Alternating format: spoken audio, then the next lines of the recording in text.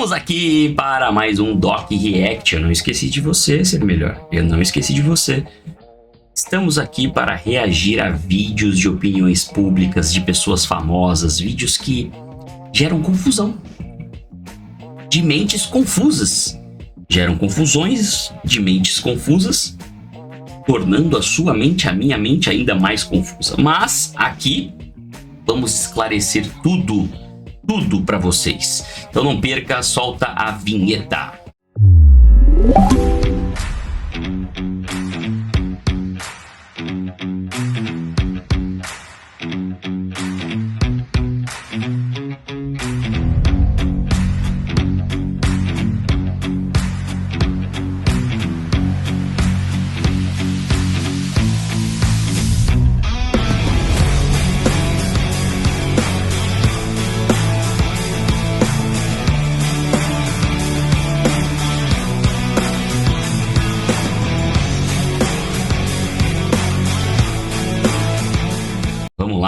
Vamos lá. Vamos reagir aqui, pessoal, a um vídeo da nossa queridíssima Eliana. Eliana conversando com a Débora Seco. Débora Seco fala que procurava um pai em seus relacionamentos. É mesmo, Débora? Um pai? Vamos tentar entender um pouco da psicanálise usada na Débora Seco. Vamos lá. Durante alguns anos repeti um padrão específico, que é o buraco deixado pelo meu pai. Então, depois de muitos anos de análise, eu descobri que eu procurava um padrão pai. E aí, depois de muitos anos de análise, ela disse que procurava um padrão pai. Só isso? Pô, depois de muitos anos, Débora? Poxa, a carinha dela ali.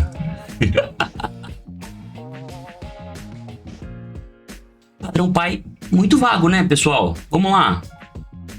Que o pai dela representava para ela, né? Que padrão é esse, né? Será que tudo desse padrão pai, tudo tem que ser descartado? Não vale nada? Né? Enfim, vamos continuar aqui. Depois de muito tempo falando sobre isso, estudando sobre isso, eu comecei a procurar padrões diferentes, quebrar esses padrões, né? E aí acho que fui buscando pessoas muito diferentes, mas muito diferentes mesmo. Como é que era esse padrão? Muito diferentes mesmo, né? Ainda muito vago, né? Muito diferentes, assim, então quer dizer que esse pai, ele não tinha nenhum valor para passar? Não tá muito bem analisado isso aqui, né? Era um pai. Delicado de falar, porque eu também não gosto muito de expor ele, mas meu pai e minha mãe se separaram e eu me senti em algum momento ali abandonada por ele. Então, procurava pelo padrão do homem que me abandonaria.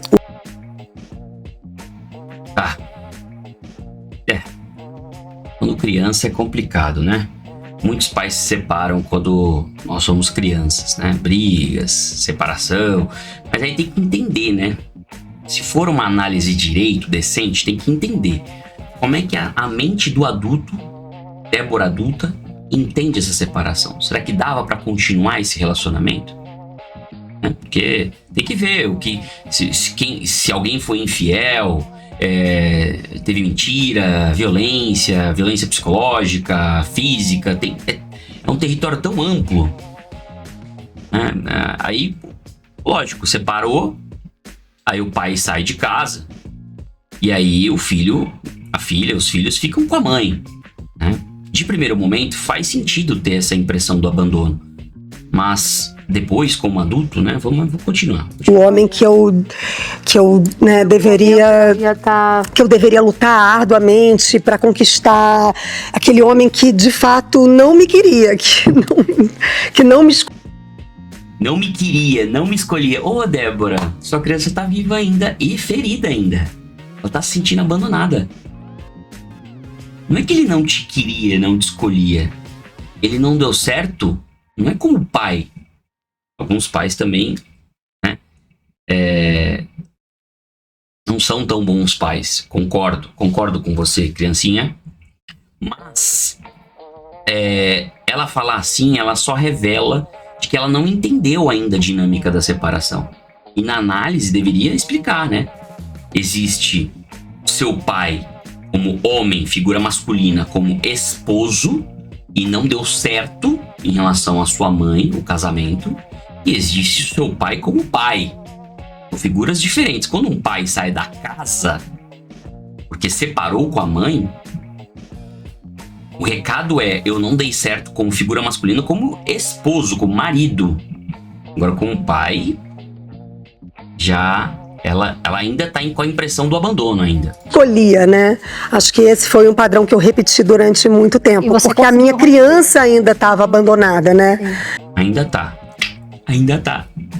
As dores da rejeição isso, vem dessa criança. Então, Vem de e todo relacionamento eu revisito hoje, depois de muita análise, revisito essa criança e falo: é a sua dor que eu tô sentindo? É por você que eu tô indo atrás desse cara? É essa criança que eu tô tentando Como assim é a sua dor? alimentar? Nossa, gente, a análise não é bem feita, ela pode, sim, gerar uma confusão, né? Porque é uma linguagem muito abstrata. Ela tá num relacionamento. Aí, acontecem algumas coisas num relacionamento que dão sinais de que não vai dar certo. E aí ela, uma mente de psicanálise, né? E eu tenho várias ressalvas com a psicanálise, tá? Psicanalistas do meu coração. Pois em outro vídeo a gente conversa sobre isso, tá?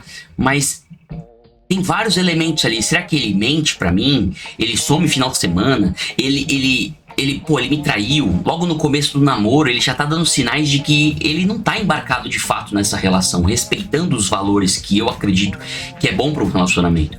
Olha quantos dados da realidade a gente precisa levar em consideração. A minha criança, é só um símbolo, gente. É só um símbolo que foi imprimido no seu passado, que pode ser levado em consideração. Sim, pode ser levado em consideração. Mas se você olha para os dados da realidade, fica muito difícil se confundir. Só que ela tá voltando na criança. Não, calma, Déborazinha. Você tá correndo atrás desse cara por quê? Vamos ver os atos dele, que tem as palavras e tem os atos. Os atos dele são congruentes com a construção de um relacionamento que você quer? Eles fortalecem o seu movimento de ter um relacionamento a dois? Essa é a pergunta que tem que ser feita na terapia. Projetando isso pra frente, esses atos desta pessoa que você está se envolvendo, vai dar certo? Isso. Está convocando quem? O adulto. Não precisa conversar com a sua criança. Ela tá lá. Agora, o seu adulto você pode conversar todo dia e deve conversar todo dia. E claro, buscando ajuda com um terapeuta. Vocês sentiram isso também em algum momento da vida? A gente tem essa coisa parecida em outra esfera, porque, enfim, né, eu sou filha de mãe solo, então esse abandono, né, essa falta paterna, isso cria umas feridas emocionais na infância que a gente, infelizmente, leva para a adolescência, e se não trata, a gente fica repetindo isso. Então, eu me identifico completamente, eu já tinha ouvido Débora falar disso, com isso, e a gente precisa reconhecer mesmo, saber de onde está vindo aquela dor, e para qual colo a gente quer esse afago, né? De quem de que colo a gente está falando, melhor dizendo, de que colo a gente está falando. Então, que o homem com que a gente vai se relacionar não será, né? É até impossível aquele pai que a gente quis numa fase da vida ou na infância, ou porque perdeu, ou porque ele não existiu, ou porque houve uma separação daquele casal que nos originou. Eu acho que eu... Ai. É por isso que eu tô aqui, eu acho, né? Vamos lá, pessoal. Vamos lá. Eu vou explicar. Você. É com você mesmo que eu tô falando. Não olha pro lado, não. Olha no meu olho aqui, ó. Com você mesmo que eu tô falando. Você que é filho, você que é filha de pai e mãe separados. Eu sou filho de pai e mãe separados. Você que é filha de pai e mãe separados. Vamos lá. Vou explicar a dinâmica aqui do que acontece. Tá? Sem muito... elaboração mental, a criança, tudo bem. Vamos lá, vamos pé no chão, realidade aqui, realidade.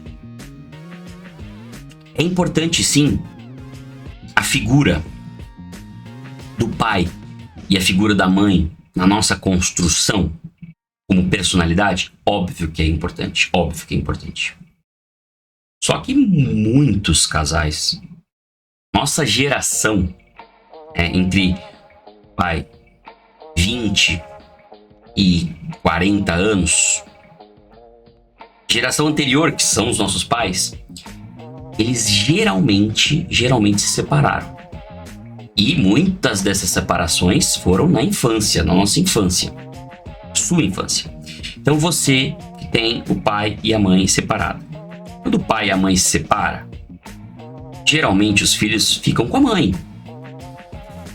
Geralmente, eu não tô criando um julgamento sobre isso. Eu tô olhando para a realidade e falando, não. Quando o pai e a mãe se separam, geralmente os filhos ficam com a mãe. Então, automaticamente, uma figura ali vai ficar mais apagada.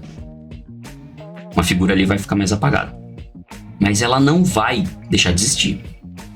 Seu pai é seu pai, sua mãe é sua mãe. Tá? Que fique claro.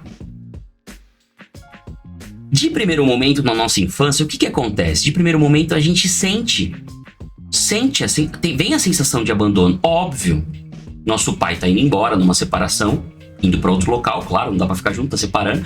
Ou a nossa mãe tá indo embora, que é mais raro, é menos comum, mas acontece.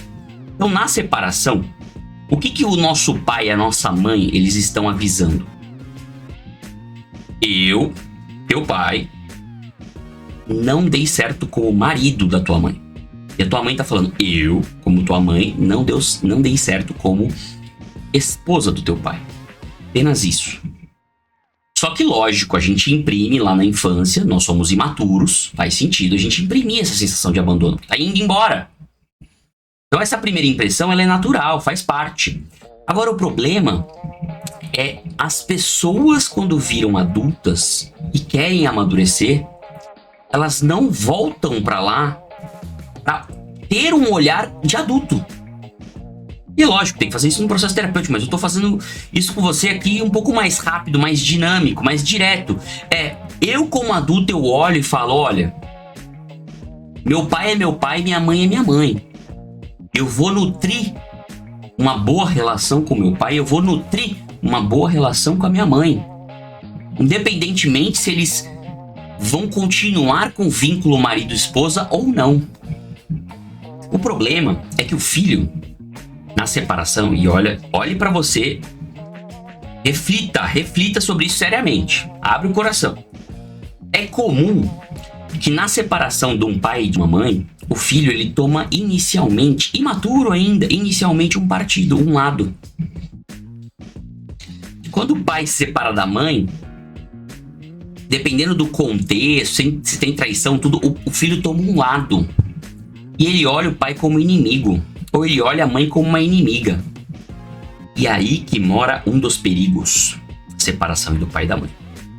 Porque o filho, de certa forma, vira... Quando ele se revolta com o pai, ele vira meio que o marido da mãe. Porque essa não é a posição do filho. O filho, ele não tem que ter a posição do o meu pai estava certo, a minha mãe estava certa. E senão ele simbolicamente vai representar a figura de um marido ali ou de uma esposa. Só que ele é filho, pô. Você é filho do seu pai e filho da sua mãe. Então o maduro ele tem que olhar para um relacionamento que não deu certo dos seus pais e falar, pô, não deu certo por várias coisas que eles são responsáveis. Não eu. E a partir daí, eu tenho que nutrir uma boa relação com meu pai, lógico, dentro dos limites propostos. Eu tenho que nutrir uma boa relação com meu pai e tenho que nutrir uma boa relação com minha mãe, ponto. Ponto, acabou. A criança ferida está curada. Tô falando isso, não é tão simples assim, mas é nessa linha. Você tem que nutrir, porque assim, quando é a Débora, ela é mal resolvida com o pai dela. Quando você é mal resolvido com o seu pai, quando você é mal resolvido com a sua mãe, isso vai repercutir numa dificuldade de relacionamento. Vai repercutir. Então é importante trabalhar essa linha, gente, que, nossa, eu falo tanto isso. Essa linha do perdão. É É importante, é importante. Porque o nosso pai, a nossa mãe, assim como nós, assim como você, nós somos figuras inacabadas, imperfeitas ainda.